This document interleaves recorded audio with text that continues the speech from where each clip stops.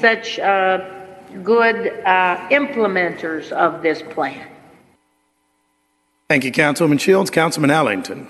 Yeah, just briefly to talk to constituents now, because I'm going to be a no on this ordinance. Originally, I wasn't going to say anything, but this is a unique tax recycling.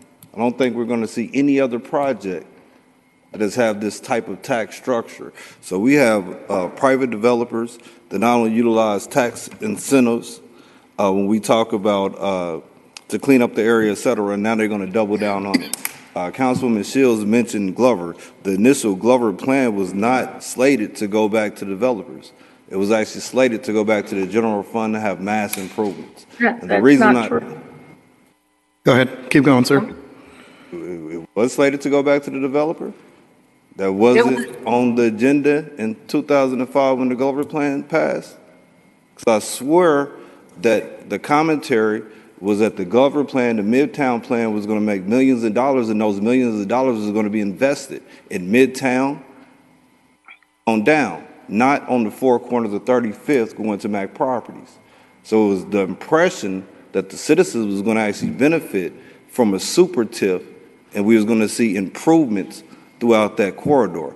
This gives the money back to a developer that already qualified for dollars to develop. So that's why I'd be no. I think it's extremely clever of the developer to be able to utilize tripling down on tax incentives to clean up an area and then to invest in it. But I think it's irresponsible of us, and then we're only talking about $3.5 million, but if it only takes roughly $70 million to fully staff City Hall, we probably should reprioritize how we spend dollars that are meant to grow the city, not to stabilize and make developers whole. Thank you, Councilman Ellington. Is there any further discussion on the ordinance? I might just say one thing, Mr. Mayor. I'm sorry I spoke, but having said that, there were two parts to the Glover plan. One was investment in existing housing owned by individual taxpayers, and that program has been going forward since about 2005, and I forget how many hundreds of houses we have provided funding to upgrade, new roofs, gutters, whatever they need to maintain themselves in their homes. That was one very essential part of this plan. But the other part was investing city dollars with private developers to actually take those very large, outdated, and in very poor condition large apartment buildings along Armour and rehab them into workforce housing. And so both parts of this plan have been very successful. Councilman Ellington. Question, and I appreciate you making that comment.